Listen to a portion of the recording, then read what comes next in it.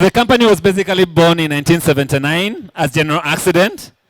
2006, it was taken over by the new shareholders. 2009, it was rebranded to GA Insurance.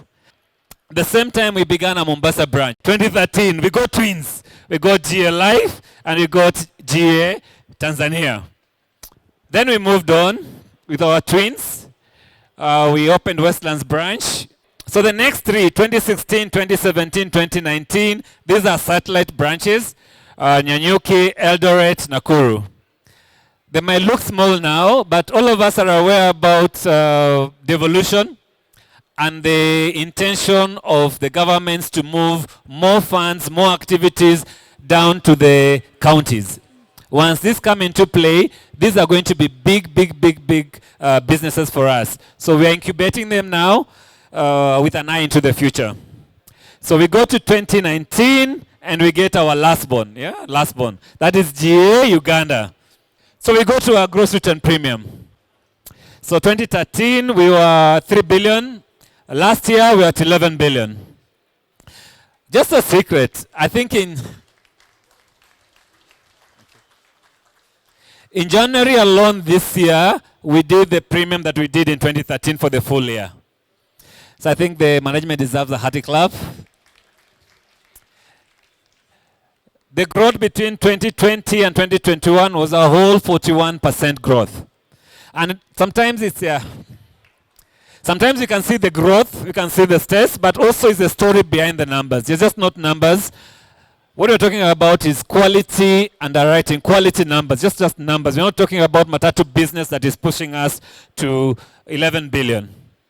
Not only is it quality, but also we have very strong relationships that back those numbers.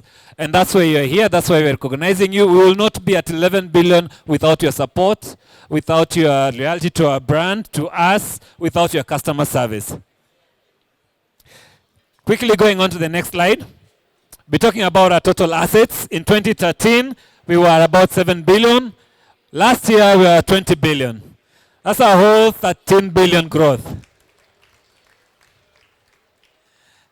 And therein, people ask, what is GA doing right? What is GA doing right? What is it doing right?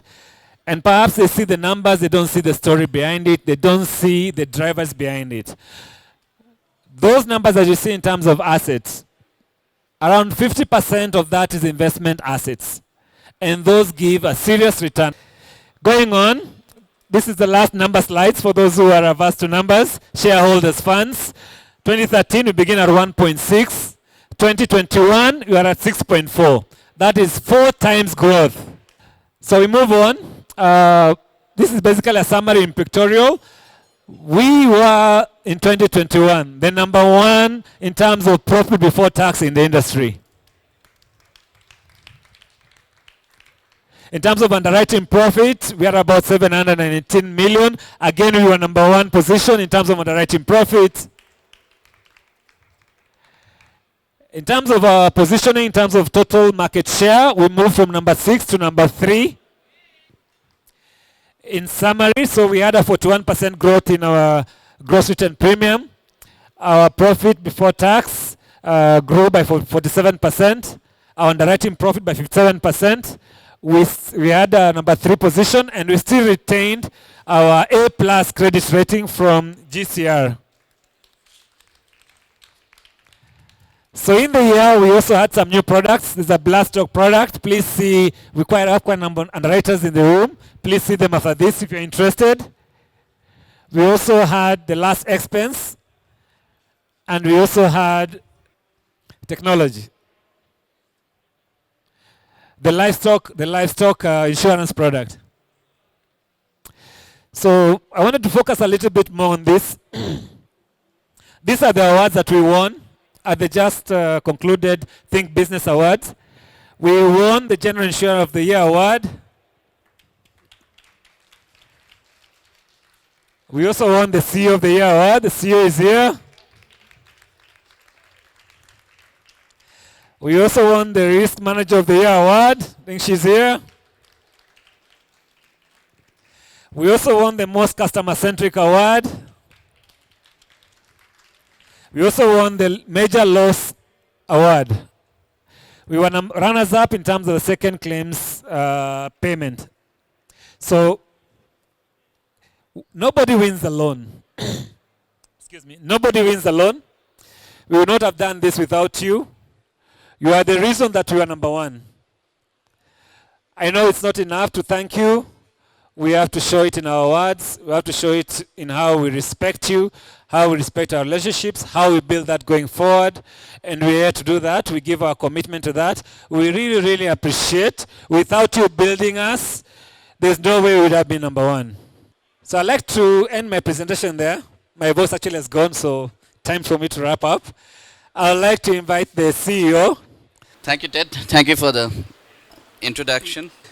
This has been the industry GWP growth, and if you see last few years, like from 2016, 17 and 18, more or less it has been stagnant, and in 2019 to 20 the growth in the industry has been again more or less stagnant, but we at the time grew by 19%. Last year the industry grew by 15% and we grew by 41%. So that actually demonstrates, way we are exceeding expectations, both on the client side and from a company point of view as well. If you see, this actually shows the movement in the market share last year. Now if you see the top 3 insurance companies, the highest movement in the market share has been of GA. So and that is possible only because of your support. You have supported us, and that's why we were able to make that move. Now, in terms of our various market segmentation, we are the largest fire industrial underwriter in Kenya. By the virtue of it, I can very well say that we are the largest fire industrial underwriter in entire East Africa, including, if we include Central Africa as well.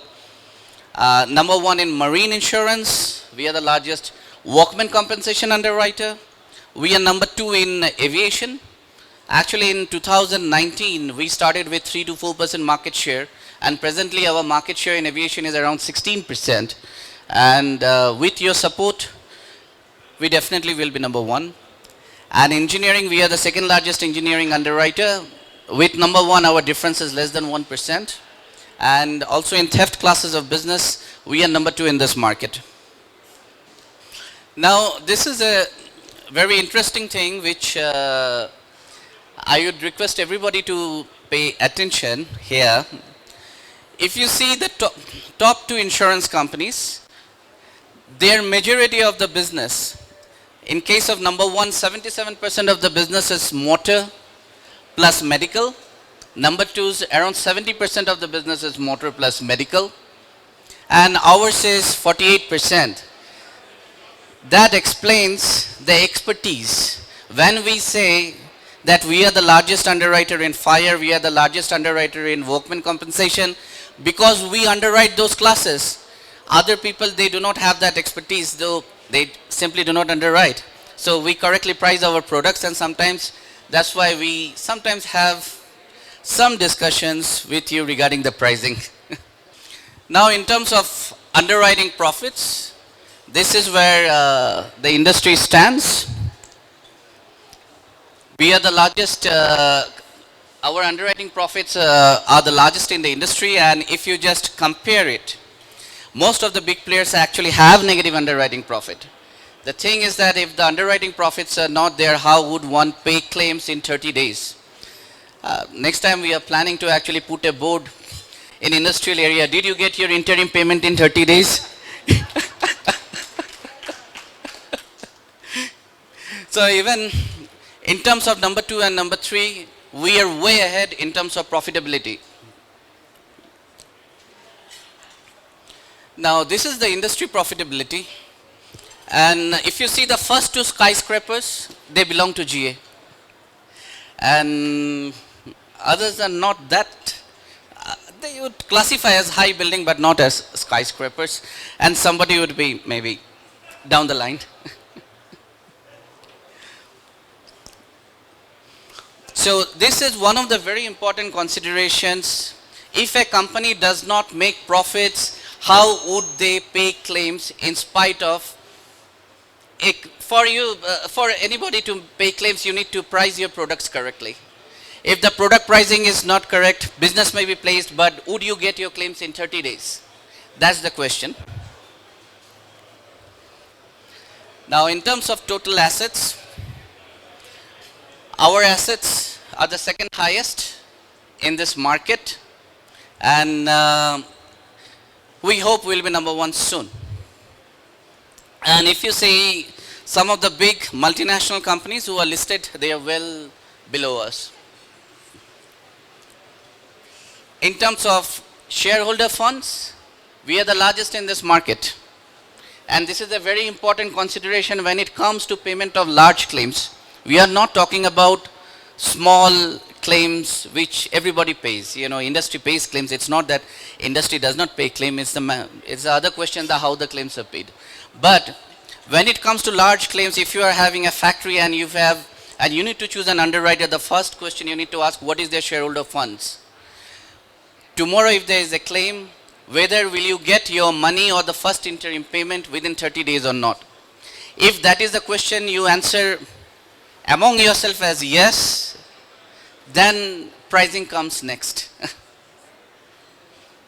So this was my last slide.